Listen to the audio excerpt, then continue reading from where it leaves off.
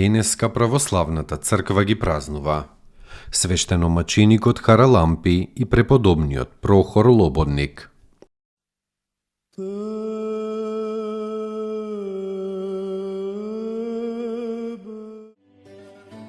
Свештеномаченикот Харалампи. Овој голем светител бил епископ во Магнезија и пострадал за Христа во својата 113 година. Кога настанало страшното гонење на христијаните во времето на царот Септимиј Север, старецот Харалампи не се криел од гонителите, туку слободно и јавно ја проповедал Христовата вера. Сите маки ги претрпел како во туѓо тело, а кога од него жив кожата му ја одрале, незлобливиот светец им рекол на царските војници: Ви благодарам, браќа, за тоа што истргнувајќи го моето старо тело, вие го обновивте мојот дух за новиот вечен живот. Многубројни чуда направил и многумина во верата ги обратил. Дури и царевата ќерка Галина го напуштила незнабоштвото на својот татко и постанала христијанка. Осуден на смрт и изведен на губилиште, светиот Харалампи ги кренал рацете кон небото и му се помолил на Бога за сите луѓе. Бог да им даде телесно здравје и душевно спасение и да им ги умножи плодовите земни. Господи, Ти знаеш дека луѓето се месо и крв. Опрости им ги гревовите и излеа благодата своја врз сите. После молитвата, овој свет старец му ја предал душата своја на Бога пред джелатот да го спушти мечот врз неговиот врат. Пострадал во 202 година. Неговото тело го зела Галина и честно го погребала. Te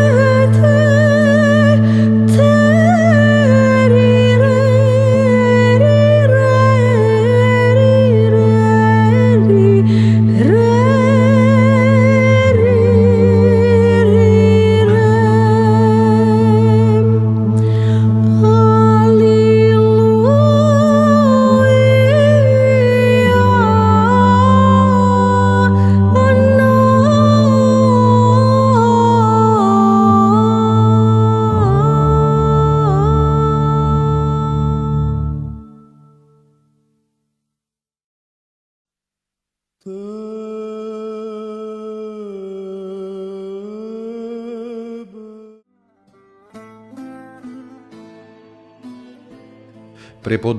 Прохор Лободник, чудотворец Печерски, наречен е Лободник затоа што за сето време на живеењето во Печерскиот манастир не вкусил леб, туку се хранел со лобода, месејки ја на свој начин и правејки некаков леб од неа.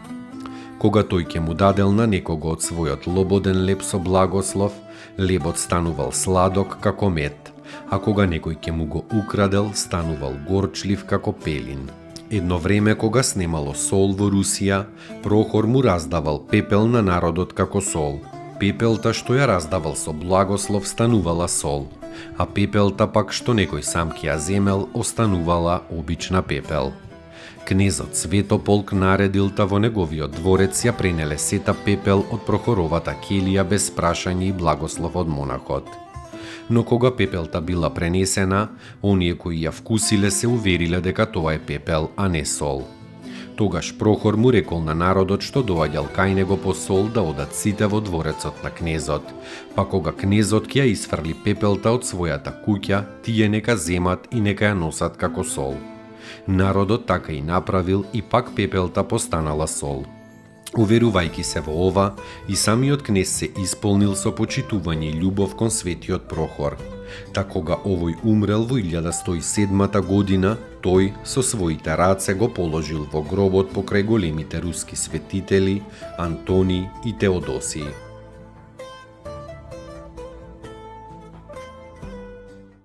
Достойно est Јаково истину, блажити Тја Богородицу, присно блаженују и пренепорочнују и